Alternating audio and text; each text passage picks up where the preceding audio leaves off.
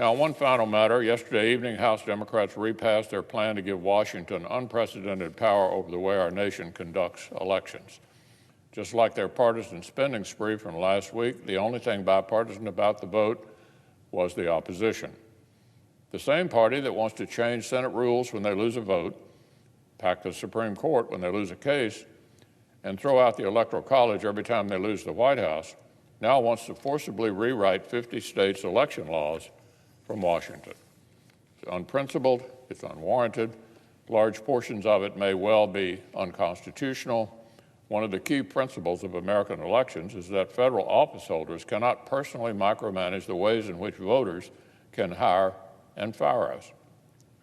Different states and localities settle questions around early voting or absentee voting or voter registration in very different ways.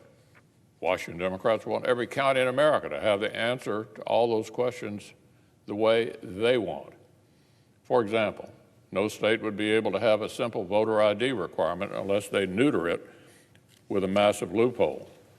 But every state would be forced to allow ballot harvesting, where paid political operatives can show up carrying a stack of ballots with other people's names on them.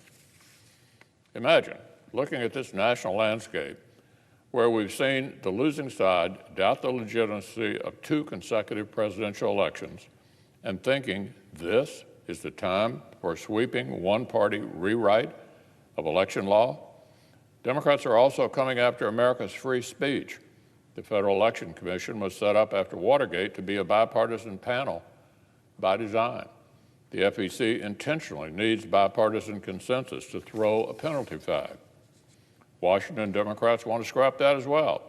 Their bill would convert the FEC into an odd-numbered partisan body, and this partisan FEC would get even greater scope to nose around in even more of America's speech and America's activities.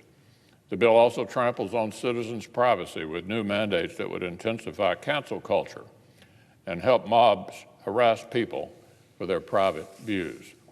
Even the left-wing ACLU condemns this part of H.R. 1. This is what the ACLU had to say.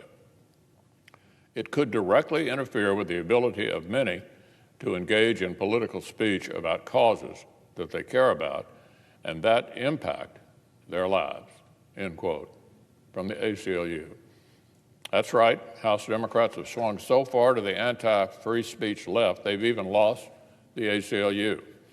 Speaking of political swigs, Democrats also want Washington to take over elections should remember that majorities in Congress actually come and go. It would be absurd for election regulations in every precinct in America to go boomeranging back and forth every time Congress changes hands. Millions of American voters elected 50 Republican senators and a whole lot of House Republicans to make sure that Democrats play by the rules, not rewrite the rules. For one party to seize unilateral control over elections nationwide would be a civic catastrophe. It's worth asking, why are Washington Democrats so desperate to forcibly rewrite election law before the next time voters decide their fates?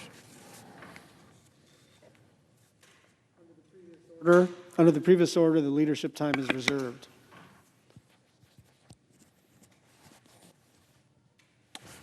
Mr. President. Majority Whip.